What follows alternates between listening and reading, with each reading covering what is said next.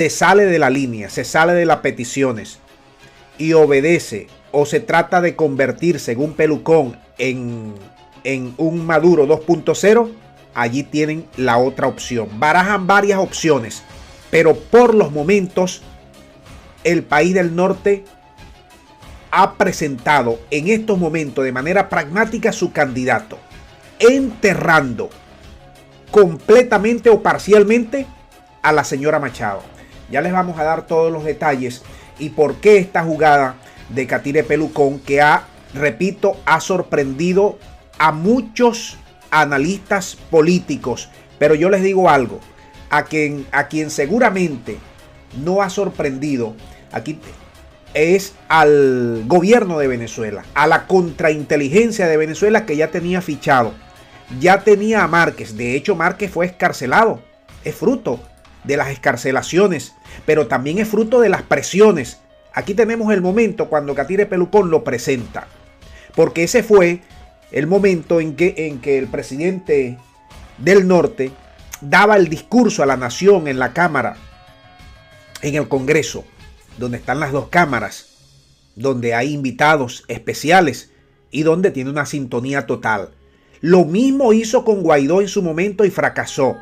Lo mismo ahora está haciendo con esta opción de Enrique Márquez. Ya vamos a decir y ya vamos a explicar de dónde viene todo esto de Enrique Márquez. Vamos a colocar el momento en el cual es presentado para que ustedes vean los bombos y platillos y para que vea lo simbólico, la puesta en escena y la parafernalia. ¿Por qué utilizó este momento para asemejarlo con la época Guaidó, pero para ponerlo allí en lisa a la presidenta encargada, diciendo: oh, este es el hombre que tenemos si tú te desvías, o para controlar lo que ellos llaman la transición? Vamos a colocar el momento de Enrique Márquez, a ver si lo tenemos por aquí.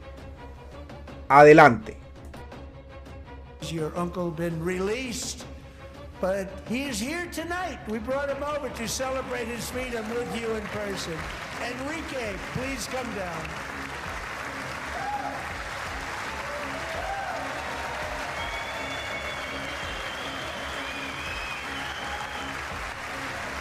Fíjense que ese es el momento en el cual el señor Pelucón hace el anuncio, inesperado anuncio. ¿Y quién es este señor Márquez? ¿Por qué Katire Pelucón lo escoge? ¿Por qué quiere mandar doble mensaje, uno a la presidenta encargada y otro al sector, el ala radical encabezada por la señora Machado? Efectivamente, Katire Pelucón quiere en estos momentos mantener la fiesta en paz. Quiere en estos momentos seguir que el gobierno encargado le siga dando concesiones con estabilidad. Le va a dar oxígeno al gobierno encargado, le va a dar visibilidad, le va a dar cierta legitimidad, le va a dar también algo, migajas de lo que se venda del petróleo, pero también le va a exigir que dos cosas: que no se escore hacia lo que fue el gobierno anterior o el gobierno del presidente Maduro, que Delcy era la vicepresidenta, que siga ampliando todo lo que ellos le pidan como sometida, y que además mantenga la estabilidad del país para unas futuras elecciones, lo que ellos llaman la tercera fase o el punto número 3 de las fases, que eso es la transición. Pero por el otro lado le manda un mensaje clarito a los sectores extremistas y a los sectores radicales, que son los grandes perdedores ahorita mismo. Desde el 3 de enero esos son los grandes perdedores. Se quedaron sin poder, tuvieron 25 años haciendo lobby para que el país de las hamburguesas atacara a Venezuela, la agrediera y además implosionara toda su economía, y al final se quedaron sin nada. Y mucho menos ahora que le han puesto prácticamente al hombre que está en el terreno, que está en Venezuela y que va a conducir, según Washington, a las oposiciones. Hay más de 50 partidos políticos opositores en Venezuela, y la función ahorita mismo de Márquez es reconducirlo, agruparlos a todos, si me permiten la expresión. Márquez Márquez es un hombre que estuvo ligado a los adecos toda la vida, que estuvo después con el nuevo tiempo, un nuevo tiempo de Rosales, se desacopló en 2019, creo, 2020, y a partir de allí fundó su propio partido llamado Centrados. Él fue candidato presidencial en las pasadas elecciones de julio del 24. No sacó votos prácticamente, sacó muy pocos votos, pero ya estaba fichado por el imperio y por los aláteres. Acuérdense cómo hablaba Petro consistentemente de soltarlo, de sacarlo, de estar preso. Acuérdense cómo la Unión Europea hablaba a favor de Márquez. Y acuérdense también cómo sectores que antes pertenecían del chavismo, como el Partido Comunista de Venezuela, como Redes de Juan Barreto, entre otros que lo apoyaron, estuvieron ligados a Márquez. Porque Márquez antes perteneció a la causa R, es decir, es un hombre de centro izquierda, según dicen los analistas del país de las hamburguesas. Pero para la contrainteligencia de Venezuela era ¿cómo se llama esto? Un caballo de Troya que habían metido allí a láteres e imperios en un momento determinado y que le consiguieron pruebas suficientes y por eso pasó más de un año encarcelado. Pruebas en la cual él había redactado, recuérdense eso,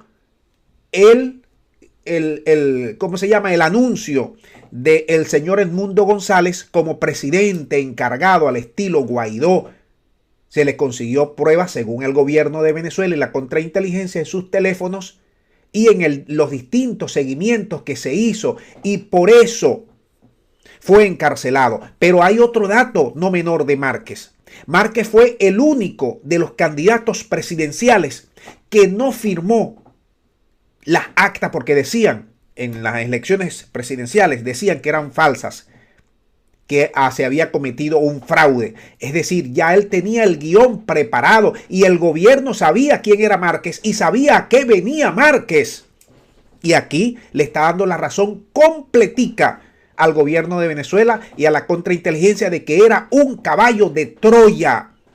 Y aquí se demuestra con esta presentación que le hace Katire Pelucón, con lo cual queda perfectamente avalado los seguimientos que había hecho el gobierno de Venezuela, por qué estaba encarcelado y que Márquez estaba detrás de un complot para derrocar al presidente Maduro en su momento y para colocar allí un Guaidó 2.0 en la figura del señor Edmundo González. Pero hay más. Esto no se queda allí. Esto no es que el Katire Pelucón se lo sacó de la manga, no. Es una puesta en escena parafernalia simbólica, pero también con distintos aditivos.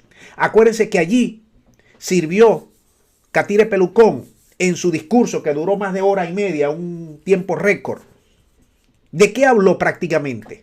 Bueno, ufanándose de haber secuestrado a Maduro, ufanándose de los aranceles, ufanándose del ICE y de las fronteras que ahora son más seguras. Esos fueron los 3 puntos. Y utilizó a Márquez y utilizó a un soldado que estuvo en el secuestro de Maduro, lo utilizó como hecho simbólico para mandar esos mensajes. Es decir, reforzar una narrativa de victoria colosal contra el chavismo, contra Maduro y contra lo que ellos denominaban el régimen de Venezuela. Es decir, lo presenta como prueba viviente de que su operación del 3 de enero funcionó, porque ha venido liberando a distintos actores políticos, incluido Márquez, porque cerró el helicoide, porque generó avances en derechos humanos, porque el gobierno interino le está dando todo tipo de concesiones, todo tipo de privilegios, como la reforma de la ley de hidrocarburos, entre otros. Con ello busca presionar sutilmente a Rodríguez sin romper la cooperación actual, elogiando por un lado a Delcy y por otro lado dándole oxígeno, porque Delcy le da estabilidad, dándole algo de petróleo para mantener la nómina del Estado, pero al mismo tiempo exhibir a su contrincante. Al mismo tiempo decir, mira,